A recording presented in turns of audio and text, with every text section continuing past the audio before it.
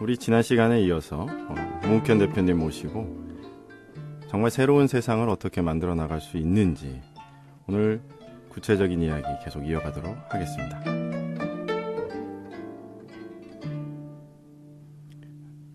네, 문욱현 대표님 모셨습니다. 안녕하세요. 설 명절 잘 보내셨습니까?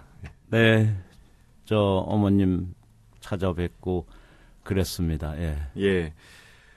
설 연휴 때 뭐 교통 정체도 있었고 날씨도 많이 추웠습니다만은 어떻게 오갔는데 불편하진 않으셨는지요? 네, 저는 저희 이 94세 되신 어머님이나 또 저희 처가가 다 서울에 있기 때문에 그 고생은 덜 했습니다. 예, 다만 이제 어머님께서 94세 되실 때까지 저를 62번 생일을 챙겨주셨는데 이번 설 직전에 있던 제 생일을 94세가 되시다 보니까 기억을 못 하시는 것 같아요. 네. 그래서 조용히 이제 제 생일을 보내면서 어머님이 이렇게 늙어 가시는구나. 늘 정정하실 것 같았는데 63세 된 아들 생일을 까먹으실 수도 있구나. 3년 만에 처음 있는 일이죠. 그러셨군요. 예, 그런 걸 보면서 우리나라 모든 어머님들 금세 늙으신다는 거. 네. 물론 90세까지 사시는 동안에 아프시기도 많이 하지만 또 100세 이상 요즘 많이 사시잖아요. 예. 그 과정에서 이렇게 뭔가 조금씩 잃어가는 부모님의 모습을 보면 참 이 뭐라 그럴까요? 살아계실 때 잘해야 되겠다. 이런 생각들 많이 합니다. 예. 근데 참 대단하신 것 같습니다. 어떻게 그럼 93세 때까지는 생일을 챙겨주셨다는? 네, 그럼요. 예. 와, 정말 대단하신 것 같습니다. 예, 거의 한 세기를 걸쳐 사셨네요. 예, 그렇습니다. 예. 네, 정말 그 선배님들 말씀 들을 때마다 정말 부모님께 잘해야 되겠다 이런 생각들 많이 하게 되는데 오늘 다시 한번 좀 그런 생각이 나게 됩니다. 또 그 지난주에 저희가 부러진 화살 얘기 잠깐 언급했었었는데 보셨다고 또 들었습니다. 예, 그날 제가 어디서 귀국해서 바쁜 날이었는데 꼭 설 전에 이걸 봐야 된다. 그러고 당신도 피해자고 우리나라의 수많은 사법 피해자와 그 가족이 있는데 꼭 봐야 된다. 그래서 이제 가봤어요. 그랬더니 정말로 그 사법 피해자들이나 그 가족들의 아픔이나 분노가 화살을 이라는 걸로 이렇게 대변되는 것 같고 또 그 부러진 화살을 통해서 진실을 왜곡하려고 하는 권력 기관들 또 부정과 부패에 기생하려고 하는 잘못된 일부 권력들의 모습 그런 걸 잘 그려낸 것 같아요. 그러면서 이 주권자 국민 위에 군림하려고 하는 이 잘못된 권력들은 소환해야 되지 않겠느냐. 국민의 힘이 필요한 때다. 이런 생각을 많이 했어요. 반응이 빨리 오셔서 부러진 화살 바로 보시고. 네. 정말 그 영화를 보면 각본에 의해서 짜여진 재판이다 이런 생각을 지울 수가 없더라고요. 예, 그런 경우가 참 많은 것 같아요. 예, 전혀 증거도 없이 심증으로 하는 경우라든가 이미 뭐 정당이라든가 정치인이 재판을 재촉하는 그런 경우도 있으니까요. 참 이로 한심하게 짝이 없죠. 그래서 요새 이제 그 영화의 여파인지 모르겠는데 그 사법살인 당하신 분들에 대한 일종의 사면복권 운동 이런 것들도 좀 일어나고 있는 것 같고 그렇습니다. 이런 현상들이 결국은 국민들이 무엇이 옳고 무엇이 그른지 이제 인식을 정확하게 하시고 있다. 이런 움직임으로 봐야 되지 않을까요? 예, 사법이라고까지는 좀 못하지만 검찰에 의한 사실상 압박 내지는 수모 때문에 사실은 더 큰 길을 가신 분이 노무현 전 대통령인 것 같아요. 그분의 성격으로 봐서는 검찰과 싸우셨어야 되는데 또 사법 법부로 혹시 넘겨져서 재판이 진행되더라도 싸워서 이기실이라고 봤는데 어떻게 보면 더 큰 길을 택해서 그 가는 것은 우리 현대사의 비극이고 어떻게 보면 이 부정한 세력이 자칫하면 악화가 양화를 몰아내듯이 이 집단 린치 비슷하게 할 수 있는 사회고 이 집단 린치를 자칫하면 국민이 모르는 사이에 방관하거나 방조할 수가 있어요. 이제 이걸 잘 이렇게 거슬러 올라가 보면 노 대통령 초기에 검찰 개혁이라는 게 있었거든요. 이 검찰 개혁이 사실상에 어떻게 보면 반쯤의 성공 내지는 실패로 돌아가면서 나중에 역습으로 오는 과정이 이제 몇 년에 걸쳐서 있는데 그 중에 하나가 다른 부패 집단과 결합된 어떤 탄핵 운동이라든가 또 기타 이런 이 공격적 그런 이 사법 린치 같은 것들이 있었던 거죠. 이런 것을 잘 다룬 소설에 이 무쇠탈이라는 소설이 있어요. 우리 한 버스에서 승객들이 같이 타고 가고 있는 속에서 뒷자리에서 이 깡패들이 이 한 어린 시민 여성을 폭행하는데 모르는 척하고 있는 거예요. 승객들이 전부 다. 무쇠탈을 쓴 것처럼 그 소수 집단이 다수는 다수지만 개개인으로 보면 참으로 약하기 짝이 없는 일반 시민을 집단 폭행하고 린치하는데 여기에 정할 줄 모르는 거예요. 그 장면을 다룬 소설이 이 무쇠탈이라는 소설인데 선우희 선생님 작품이에요. 근데 그런 상황이 지금 이 시대에도 벌어지고 있는 거고 노 대통령을 포함한 많은 분들이 이 사법 피해자의 하나라고 볼 수가 있는 거죠. 그 길까지 전직 대통령을 그 길까지 몰아간 세력들이 얼마나 비윤리적이고 부패했는가가 요즘 디도스 사건이라든가 뭐 내곡동 사건이라든가 4대강 댐의 누수 사건이라든가 온갖 것으로 나타나고 있고 돈봉투 사건 뭐 이런 말할 수 없이 부패돼 있잖아요. 뭐 CNK 무슨 사건 맞습니다. 도저히 상상할 수 없을 정도로 비윤리적인 정부가 탄생했었던 건데 이거는 어떻게 되면 우리 국민 모두가 무쇠탈을 쓰고 잠깐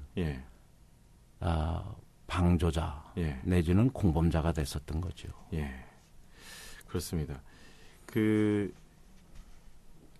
아이러니하게도 현 정부는 공정사회를 주장을 했는데 실질적으로는 불공정 사회, 불공정 국가로 더 퇴보한 것이 아니냐 이런 의혹을 감출 수가 없거든요. 이번 세계경제포럼이 다보스에서 계속 진행되고 있는데 반부패 지수가 4년 연속해서 지금 하락해서 이번에 드디어 43위까지 떨어졌어요.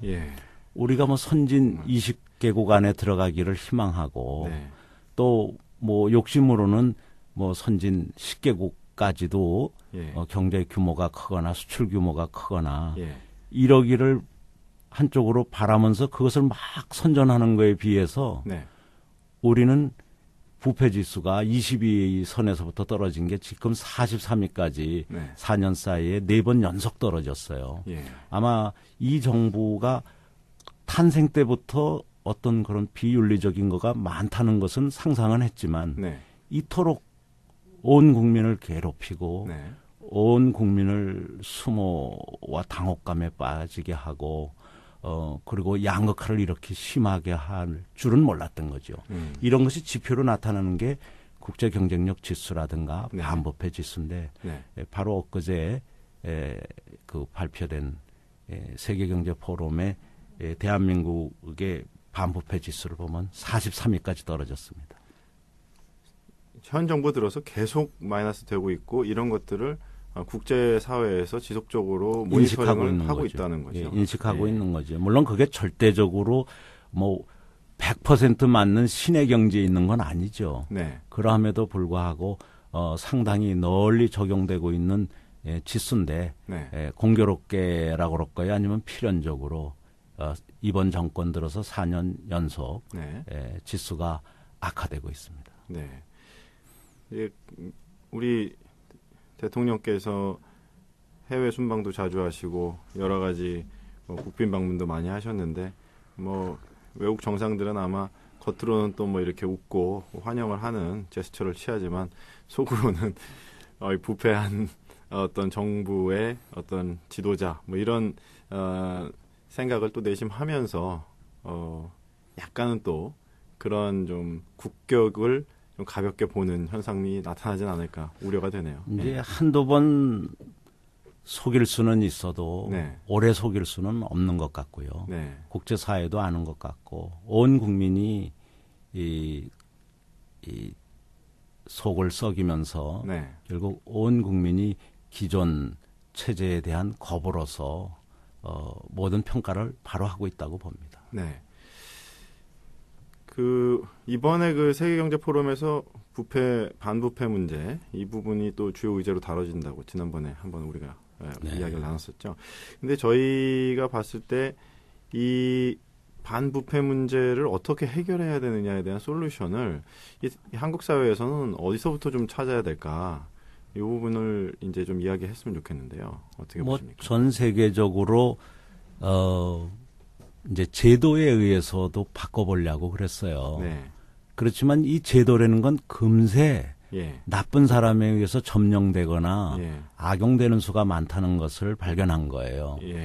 그래서 세계가 정말 윤리적인 사회가 되고 공정한 사회가 되려면은 평생을 윤리적으로 살아온 사람들이 이 사회 지도층이 돼야 되고 국가 지도층이 돼야 되고 정부라든가 국회라든가 기업의 지도층이 돼야 되는데 우리나라처럼 이렇게 무슨 이 학연이라든가 종교적 인연이라든가 지연을 중요시하는 사회는 썩을 수밖에 없는 거죠.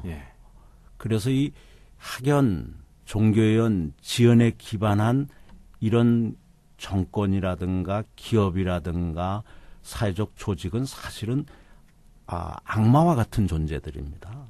뭐 말은 뭐 신앙을 믿고 뭐 하느님을 믿는다고 그러지만 악마적 존재 같은 데죠. 그런 데를 바로 잡는 것은 정말 올바른 신앙인들, 올바른 지도자들, 평생을 올곧게 살아온 사람들, 타협하지 않고 살아온 사람들, 이런 분들이 이 부패한 경력을 마치 좋은 경력인 양 내세우는 사람들보다 수백 배 나은 거죠. 그래서 윤리적 정부의 탄생은 윤리적 대통령이라든가 윤리적 국회의원이라든가 윤리적 장관들, 윤리적 기업 회장들의 출연과 연관돼 있다고 봅니다. 직접적인 연관이 있죠.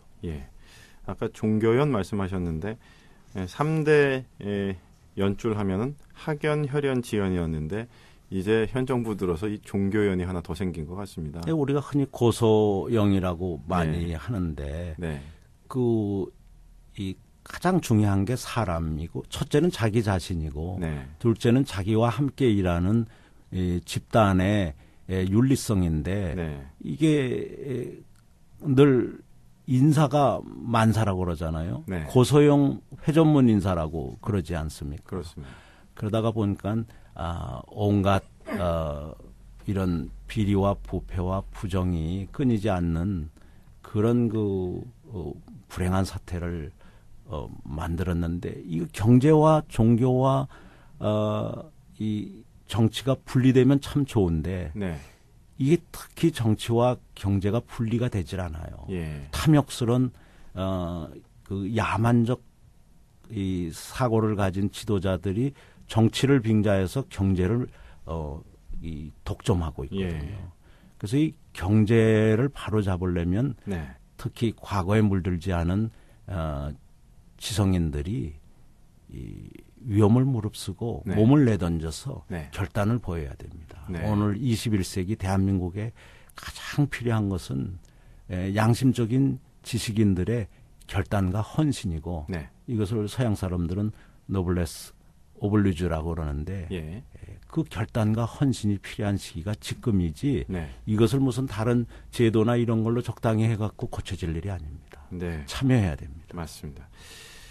예, 종교적인 인맥 이것이 바로 쓰였으면 참으로 좋았을 텐데 세속적이고 부패한 그러한 인적 관계들이 또 종교와 결탁되면서 많은 순수한 어떤 신앙을 갖고 있는 분들까지도 부끄럽게 만드는 그런 일도 있었던 것 같고요. 저희가 또 결국은 이제 부패 문제를 풀기 위한 솔루션은 제도가 아무리 좋게 갖춰져 있어도 그 제도를 운영하는 지도자층, 특별히 인적 자원의 문제가 해결되지 않는 한 아무리 좋은 제도를 수없이 갖다 붙여도 한계가 있다. 이렇게 볼 수 있겠네요. 그렇습니다. 전 세계 어디를 가나 예. 또 그것이 국가든 예. 기업이든 가정이든 부모를 보고 네. 또 기업의 경영자를 보고 네. 국가의 지도자를 보고 온 구성원들이 따라하는 거거든요. 예. 뭐 허다못해 팔자걸음까지도 따라서 걷는다고 그러잖아요. 네.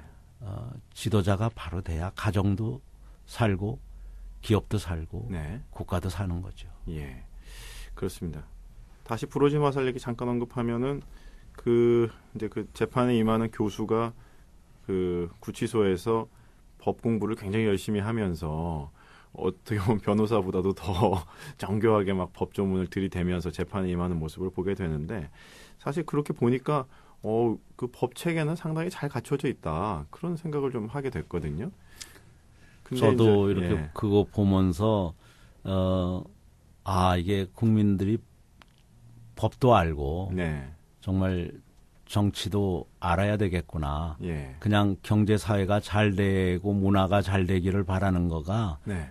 이런 나쁜 사람들에 의해서 남용되거나 네. 악용될 때 그것을 대항하는 게 그 사람들 스스로 반성하기를 기다리는 것보다는 네. 이런 적극적 공부, 예. 적극적 참여 네. 이런 거를 해야 되겠다. 네. 이런 그 자각도 들었습니다. 예, 그렇습니다.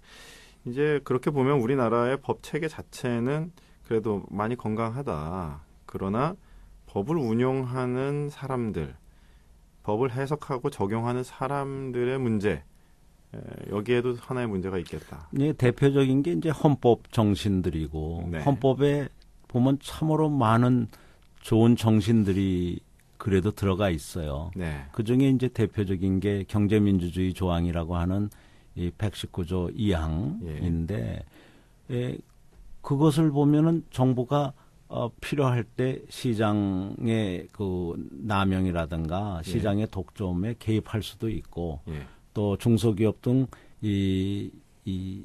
그 경제 주체들 중에서 약자들을 위한 여러 가지 대책을 마련할 수 있게 돼 있는데 네. 사실은 그 조항을 없애기 위해서 너무나들 많은 집권층이라든가 네. 또 경제 이 주체들 중에서 노력하는 사람들이 많았거든요. 예. 없애기 위해서 노력하는 사람들. 그러는 과정에서 그걸 없애려고 하는 사람이 있다 보니까 그것을 법이라든가 이 규칙이라든가 조례라든가 이런 데서는 당연히 사라지게 되는 거죠. 네. 네. 그런 헌법 정신에 맞는 네. 그런 사회를 만들면 아마 새로운 세상이 탄생하지 않을까 네. 이렇게 생각하는데 네. 지금은 헌법 정신을 유린하는 아주 나쁜 운영들이 참 많은 세상이죠. 네. 그렇습니다.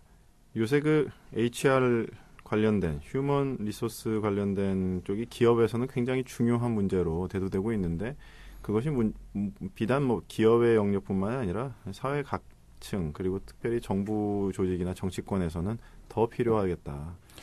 이번 세계경제 포럼에서도 자본주의의 폐해를 예. 아주 통렬히 반성하면서 네. 세계경제 포럼이 나름대로 늘 토론에 의해서 네.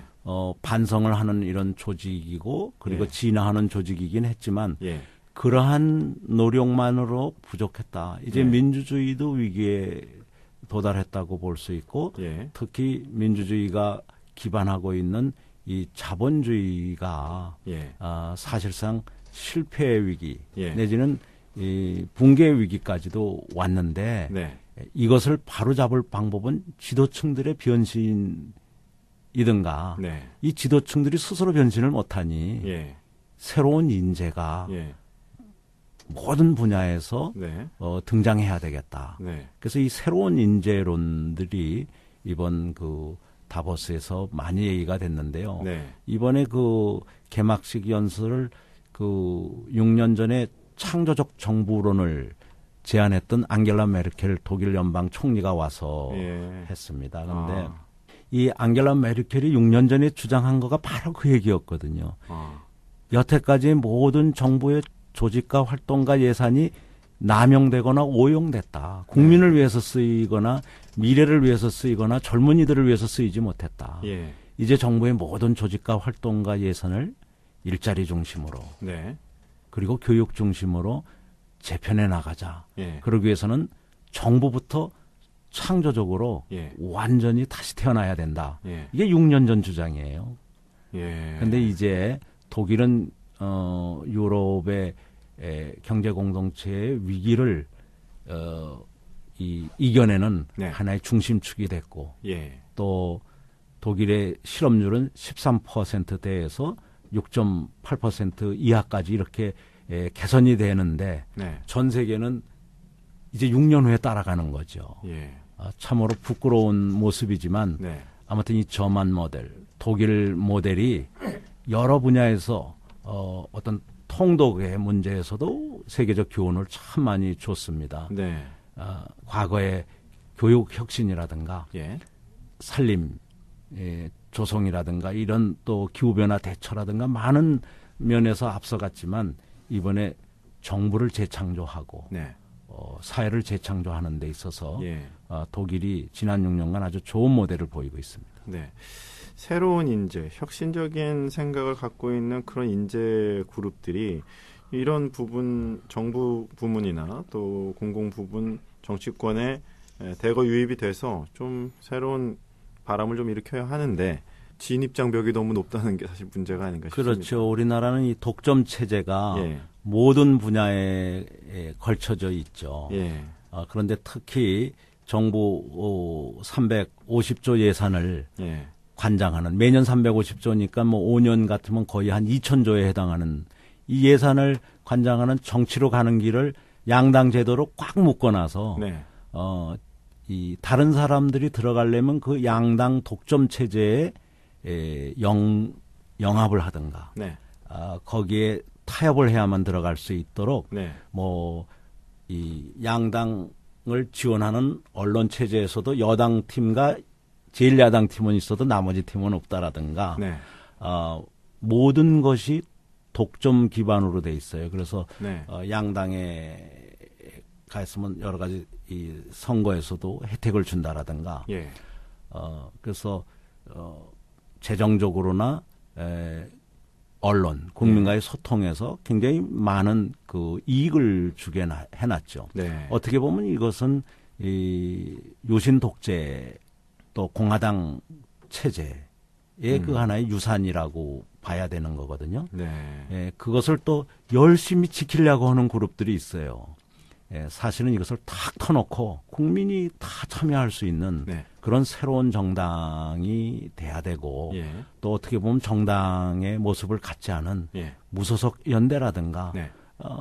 독립 생활인들의 모임. 네. 그래서 모든 경제 주체가 정치에서도 주체가 되는 그런 이제 세상을 서서히 만들어 가야 됩니다. 네. 대의 체제가 워낙 좋은 체제인데도 불구하고 실패하고 네. 어떤 마피아적 이 야합을 하고 있고 예. 또 겉으로 보면 적대적 경쟁자 같지만 상호 의존적 이 동반 관계를 가지고 있는 게 현재 독점 체제거든요. 네. 이것을 바로 잡으려면 예. 온 국민이 결국 모든 것은 경제다. 네. 경제를 바로 잡으려면 예. 일자리를 늘리고 젊은이들한테 희망을 주려면 정치를 네. 바로 잡아야 된다. 예. 왜 그러냐? 그것이 2,000조나 되는 네. 세계 10대 예. 규모의 예산을 예. 관장하는 곳이기 때문이다. 예. 이렇게 돼서 돈은 남한테 맡겨놓고 예. 경제가 잘 되길 바라면 안 된다고 봅니다. 그렇습니다. 네. 경제 문제 국민분들이 가장 많은 관심을 갖고 있고 정말 살기 어려운 이 세상을 좀 살기 좋은 세상으로 좀 만들어줬으면 좋겠다. 이런 바람들이 많이 있습니다. 이 경제 문제를 바로잡는 길은 정치 권력을 새롭게 개편하는 일이고 정치 권력을 새롭게 개편하는 일은 새로운 인재들이 정치 권력으로 진입을 해서 새로운 지평을 열어야 한다. 이런 부분들이 이제 이렇게 결론을 질 수가 있을 것 같은데요. 그러면 이제 새로운 인물에 대한 이야기를 조금 했으면 좋겠습니다. 새로운 정치 권력을 바로잡기 위한 새로운 인물은 어떤 인재여야 될까요? 일단 학연이나 종교연이나 지연을 기반으로 이 출세 가도를 달린 사람들은 다 제외해야 된다고 봐요. 네. 그게 작은 범죄 같지만 가장 큰 범죄거든요. 불공정 경쟁을 한 거고 부정과 부패를 기반으로 한 출세 가도를 달린 사람들이거든요. 네. 그래서 이 학연, 종교연, 지연이 별거 아닌 것 같지만 전 세계적으로 가장 크게 범죄시하는 네. 공정사회를 해치는 네. 공정 경쟁을 해치는 그런 거라고 보죠. 네. 그래서 일단 반칙을 일삼은 사람들이니까 네. 어떤 게임의 룰이 보이지 않게 예. 뒤에서 은밀하게 학연과 종교연과 지연에 의해서 일어나는 거니까 네. 이것을 타파하는 방법은 이 지금의 양당이 이 산업화라든가 민주화에 나름대로 노력한 것은 있지만 네. 상당 부분 지역에 기반하고 있거든요. 네. 이 지역에 기반하고 거기다 일부 학연을 이용하고 종교연을 이용했던 거거든요. 네. 일부 지도자들이. 예. 국민은 지도자로 생각 안 하지만 본인들이 지도자라고 생각하죠. 네. 이 부분들을 다 이번 기회에 사실은 물갈이가 돼야 되는 거라고 보는 겁니다. 그래서 마침 이 투표라는 법적 제도 장치가 있고 네. 선거라는 그런 법적 제도와 장치가 있기 때문에 이때 온 국민이 네. 특히 이 올바른 이 문제의식과 또 사회적 책임을 느끼는 이런 많은 젊은이들이 이 어르신들과 함께 힘을 합해서 새로운 그 룰이 있는 사회, 네. 학연, 종교연, 지연이 작용하지 않는 이런 사회를 만들어야 돼요. 네. 그러면서도 그 초기의 리더를 누구를 선출하느냐가 굉장히 중요하잖아요. 네. 그럴 때 지난 몇십 년을 예. 그런 것을 이용하지 않고 살아온 사람들이 있어요. 예. 저는 안철수도 그중에 한 사람이라고 봐요. 네. 박원순도 그중에 한 사람이라고 봐요. 예. 그 사람들은 학연, 혈연, 지연, 종교연을 이용한 사람들이 절대 아니거든요. 예. 뭐 상황에 따라서는 법륜 스님도 종교적으로는 불교 쪽일지 모르지만 전혀 불교 쪽 사람이 아닌 분들을 도왔거든요. 네. 옛날 김수환 추기경께서나 법정 스님이 그러셨듯이 예. 저는 이런 탈종교적이고 예. 탈지역적인 네. 그런 삶을 살아왔던 분들이 중요하다고 봐요. 예.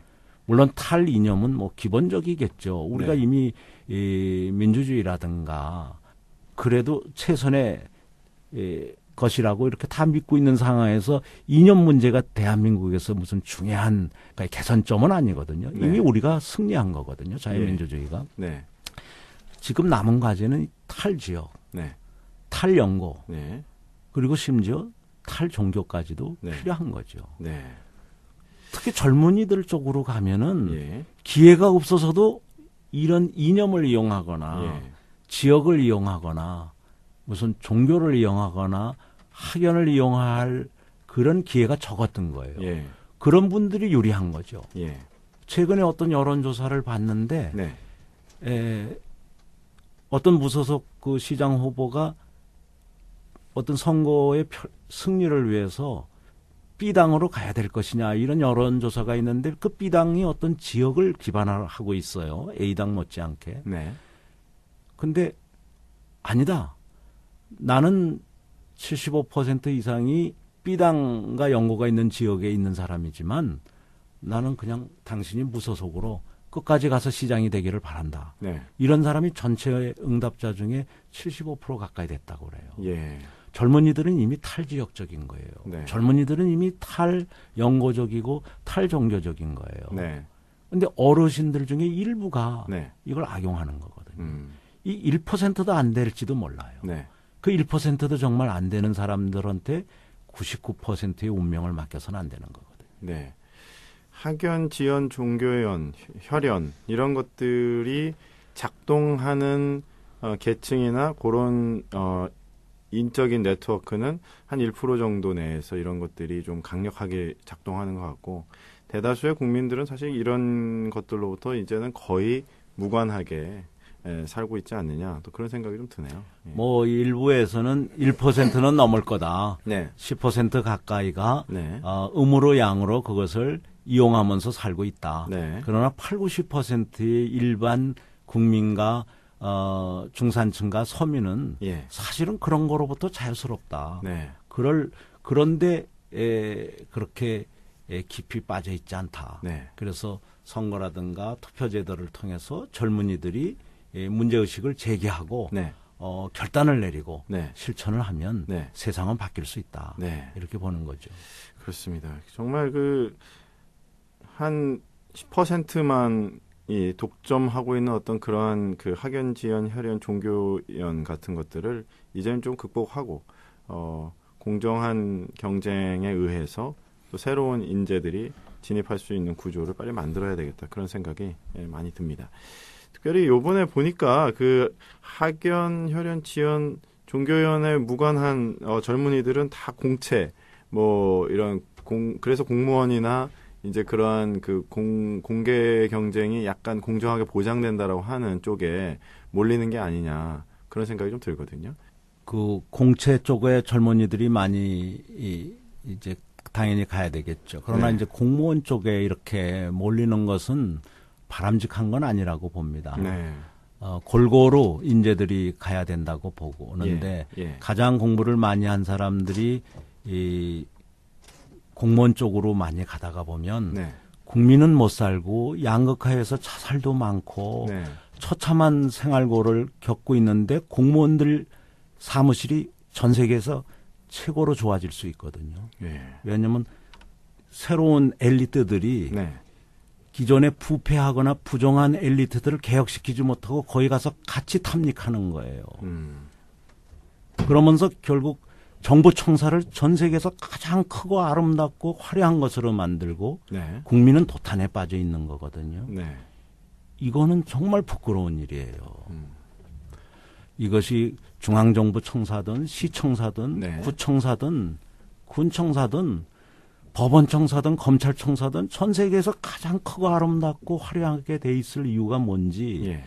이것은 1% 기득권층들이 얼마나 국민을 무시하고 있고 네. 경제를 무시하고 있고 네. 이것을 마치 통제된 네. 동물농장에 나온 1%의 나폴레온들이 네. 세상을 다시 통제하는 사회를 만드는 그런 모습이거든요. 예. 그래서 이거는 반드시 바로잡아야 되고 젊은이들이 나약하게 예. 그 탐욕스러운 1% 한쪽으로 몰려 들어가서는 안 돼요. 일부는 가야죠. 네. 가서 개혁해야죠. 네. 그러나 다 가면 자칫하면 비판 세력이 없어지면서 함께 네.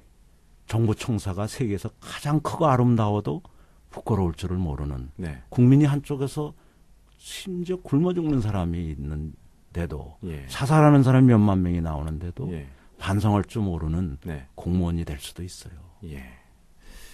정말 그렇습니다. 그래서 이제는 이러한 좀 학연, 혈연, 지연, 종교연으로부터 자유로운 젊은이들이 공무원이나 안정된 직장으로 쏠리는 것보다는 좀 더 다양한 분야에 진출을 했으면 좋겠습니다. 그리고 무엇보다도 특별히 정치 권력을 새롭게 변화시키는데 이러한 인재들이 들어왔으면 좋겠다. 그런 생각을 하게 됩니다. 그러면은 이제 어떠한 그 그릇으로 이 젊은이들을 담아야 되느냐. 저희가 이제 계속 살펴본 바로는 양당의 그릇에는 이러한 새로운 연구와 무관한 신인들을 담을 그릇이 별로 많지 않은 것 같습니다. 이번에 그 모 정당에서도 그 청년들 비례대표를 슈퍼스타 K 방식의 공채 형식으로 뭐 이렇게 4명을 뽑는데 뭐 이렇게 이벤트 형식처럼 해봤는데 별로 이렇게 반응이 없었던 것을 좀 보았거든요. 그것은 이미 젊은이들이 그 당에 들어가 봤자 마네킹처럼 이용만 당하고 뭐 실제로 별로 일도 못하고 이제 끝나지 않을까라고 하는 것들을 본능적으로 느껴서 그렇게 반응하는, 별로 흥행을 잘 못한 그런 결과가 나온 게 아닌가 생각이 들거든요. 예, 독점을 좋아하는 국민들이라면 또 독점을 하고 있는 양당이 뭐 치장을 바꾸거나 이름을 바꿨을 때 거기 또 찍을 줄 모르죠. 네. 그러나 진정으로 깨어있는 국민이라면 그 독점이 어쩌다 갖다주는 효율이라든가 속도라든가 온 국민은 굶어 죽어도 몇 개 기업은 세계 최고일 수는 있거든요. 네. 옛날 소련 체제에서 그랬어요. 예. 또 중국 체제에서도 그랬고 그런 방식이 아니고 어느 정도 온 국민에게 균등한 발전의 기회와 성공에 이렇게 기회를 주려면 독점은 하나의 적이거든요. 독과점은 적입니다. 근데 이 독점 체제를 자꾸 거기에 세뇌가 돼가지고 그것을 지원한다면은 젊은이들이라든가 대한민국의 미래를 그냥 다 갖다 바치는 거죠. 그래서 이 반독과점 정신이 어느 분야보다도 정치와 정부 분야에 적용이 돼야 되는 거예요. 그래야 경제도 반독점이 가능해지고 언론에서도 반독점이 가능해지는 겁니다. 이 국민이 준 권력을 나쁜 데 사용하는 것은 독과점 체제 때문에 그런 거거든요. 경쟁이 있고 비판이 있으면 절대 그렇게 안 돼요. 그래서 저는 첫 번째 우리 국민들이 해야 될 행동은 독과점 체제의 폐해를 인정하고 독과점 체제가 가질 수 있는 이 효율이 필요한 부분은 최대 50%까지. 요즘 국민 여론 보면 그러니까 최대 45% 내지 50%까지만 기존 정당에 인정을 해주고 나머지 50%나 55%는 새로운 물결이 들어가도록 새로운 인재들이 들어가도록 과감히 개방적 그런 접근을 해야 된다고 봅니다. 물론 그분들이 초기에는 제3당의 모습이든 또 뭐 무소속 연대의 모습이든 새로운 세상 이라는 연대 이름으로 나가든 다양한 모습으로 나갈 수 있을 것 같아요. 경제를 살리는 것은 경제 주체들이 정부 예산과 정치의 주인이 되는 날 가능하는 겁니다. 양당 체제가 건강하다. 양당에 의해서 양날개에 의해서 뭐 미국이나 이런 데도 다 왔다. 이런 것들은 어떻게 보면은 지도층들이 정치 독과점을 합리화하기 위해서 그들이 만든 하나의 이론에 불과하다. 그런 생각이 드네요. 말씀드리. 이제 효율은 분명히 소수가 집권하고 있을 때 빨리 갈 수 있습니다. 그래서 빨리 가려면 혼자 가라 그러잖아요. 그러나 멀리 가려면 다 같이 가자 그러잖아요. 우리 빨리 가다가 보니까 한국 정치 경제에도 이 모양이 된 거고 미국의 국제적 지위라든가 경제라든가 정치도 참 한심하게 된 거거든요. 그거 왜 그냥 빨리 가려고 그러고 양당 독점 체제라 그런 겁니다. 이 양당 독점 체제는 반성하고 개혁돼야 될 부분이 너무나 많은 거예요. 양당 독점 체제의 개혁. 이것이야말로 2012년도 전 국민의 무의식 속에 자리 잡고 있는 열망이 아닌가 그런 생각이 듭니다. 그러기 위해서는 아까 말씀하셨던 정말 무소속 연대든지 새로운 제3 정치의 가치를 구현할 수 있는 정당이라든지 이런 부분으로 새로운 인재들이 많이 출마를 하고 그러한 인재들이 또 당선이 될 수 있는 국민들의 지지 이런 것들이 필요하다 이렇게 볼 수 있겠네요.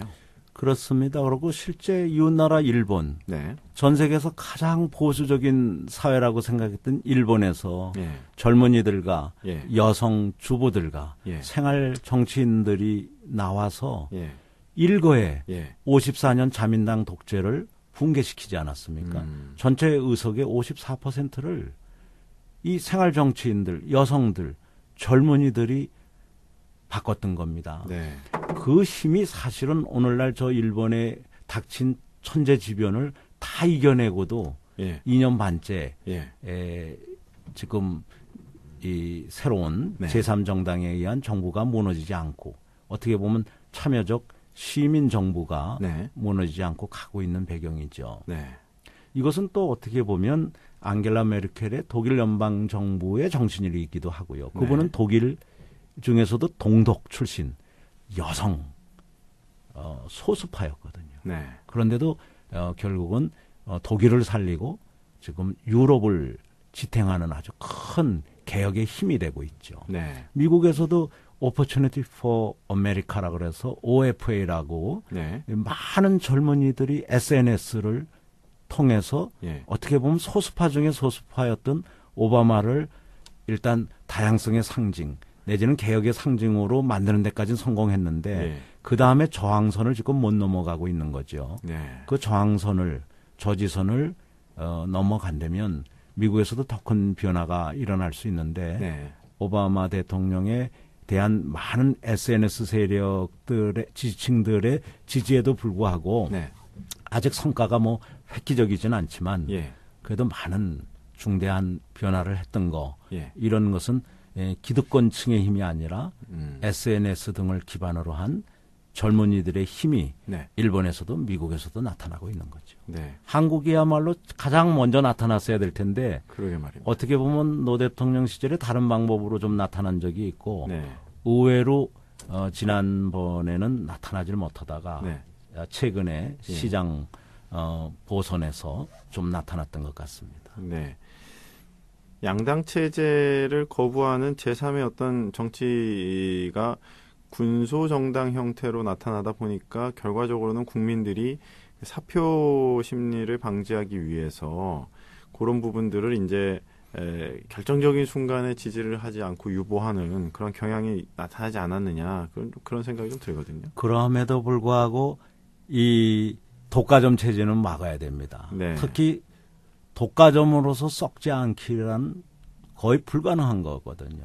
이것을 썩지 않게 하려면은 항상 제3, 제4의 노력이 있어야 되고 그래서 지금은 어려 보이고 지금은 허술해 보이더라도 양심적인 그런 소수들이 이 국회에 많이 진출하게 해서 그냥 소수로 남아있던 제3교섭단체로 남아있던 국민을 진정으로 대변하는 또 양당을 거부하는 국민 55%를 대변하는 사람들이 55%면 가장 좋지만 최소한 10%에서 뭐 15%가 되게 진출하면 양당은 이름만 바꾸는 게 아니라 개혁하지 않고 못 뺏기게 되죠.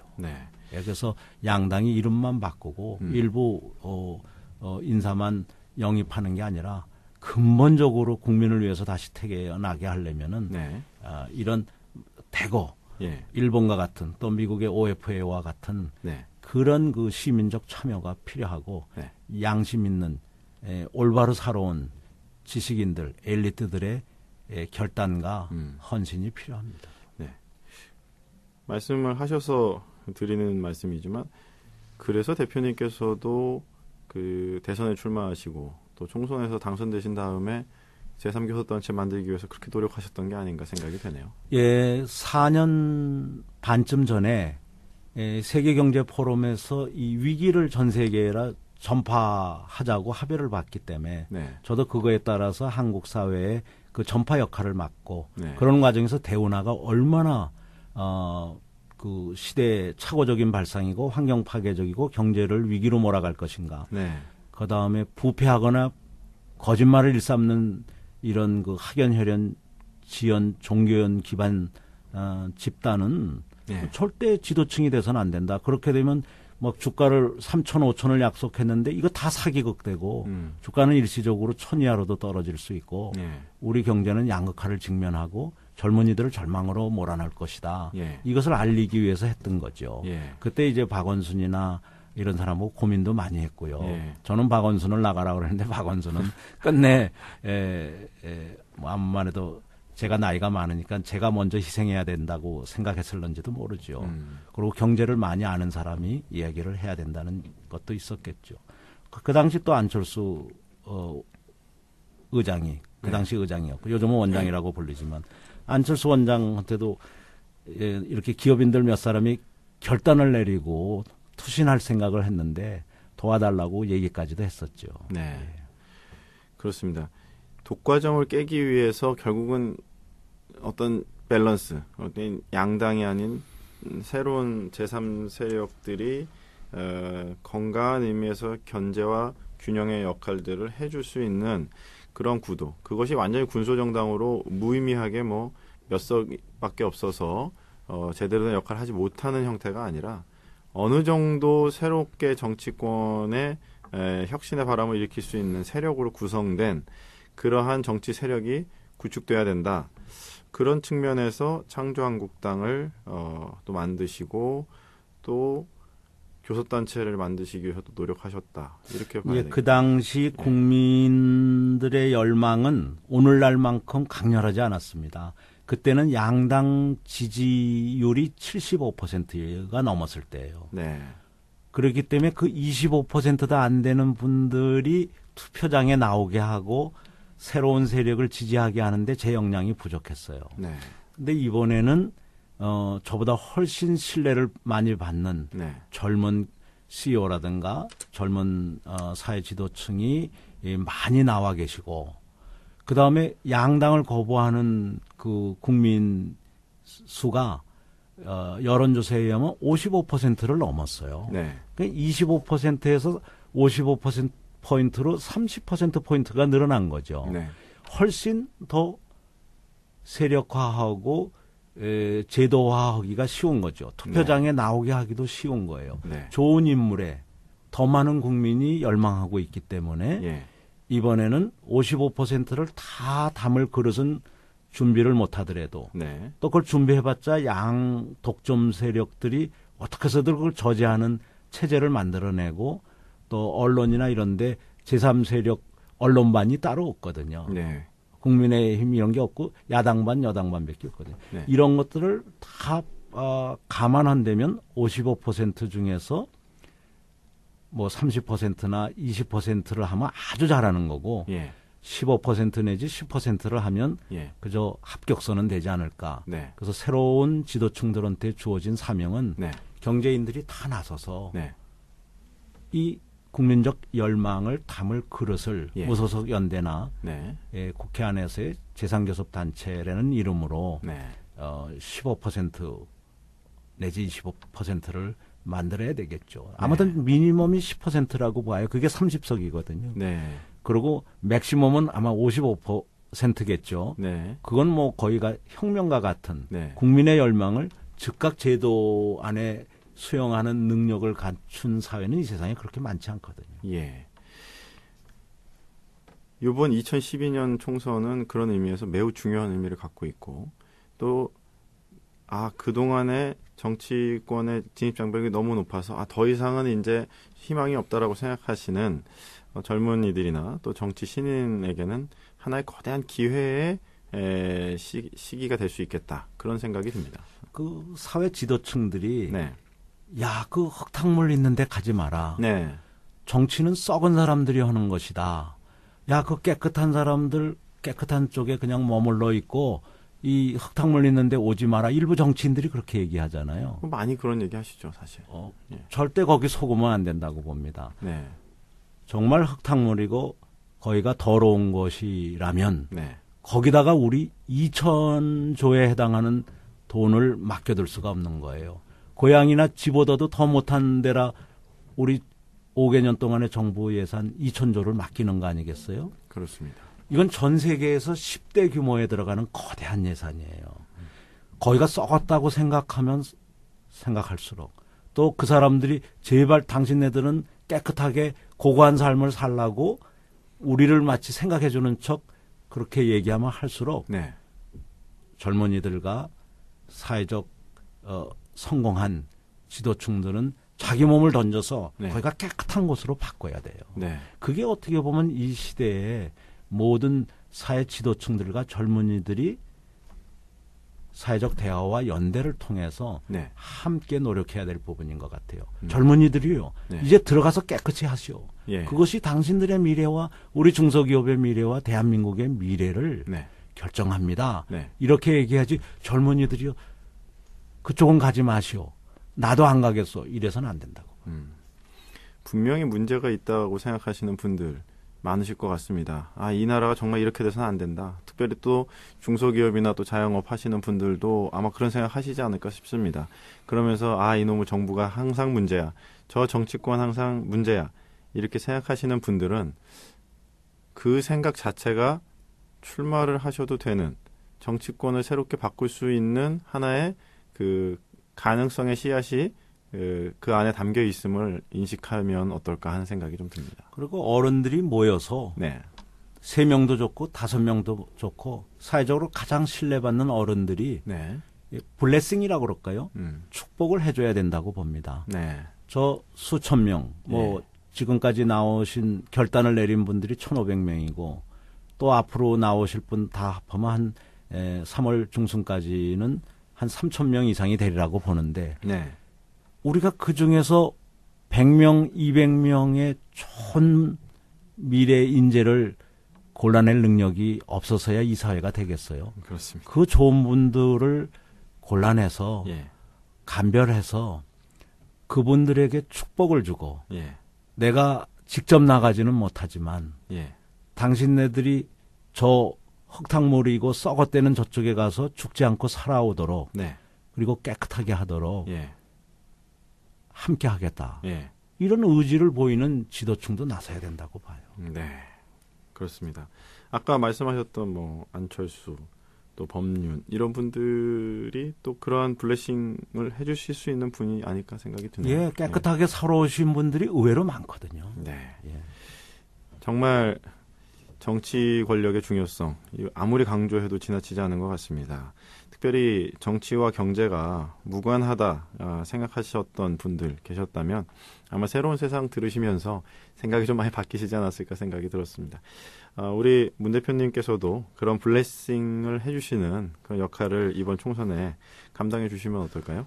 저는 요즘 중국 경제인 단체 2군데에 네. 에서 중국의 육체 근로자를 지식 근로자로 만들어 달라는 네.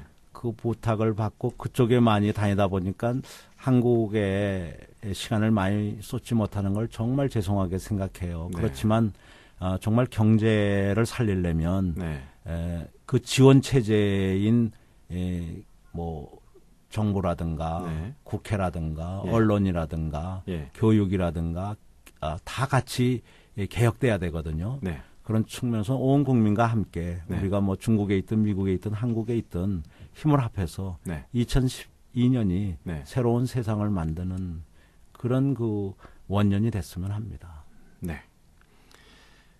네, 감사합니다. 오늘 대표님과 말씀을 나누면서 정말 2012년 특별히 총선과 대선을 앞둔 이 대한민국이 절망의 시기를 연장할 것이냐 아니면 새로운 세상을 만들 수 있는 기회의 시기가 될 것이냐라고 하는 그 분수령의 시점에 있구나를 또 알게 됐고 가능성이 전혀 없지는 않겠다 그런 생각이 들었습니다. 네, 오늘 말씀 감사하고 또 다음 시간에 뵙고 어떻게 하면 좀 더 이 새로운 세상들을 구체적으로 만들어 나갈 수 있을지 계속 이야기했으면 좋겠습니다. 오늘 귀한 시간 내주셔서 감사합니다. 네, 고맙습니다.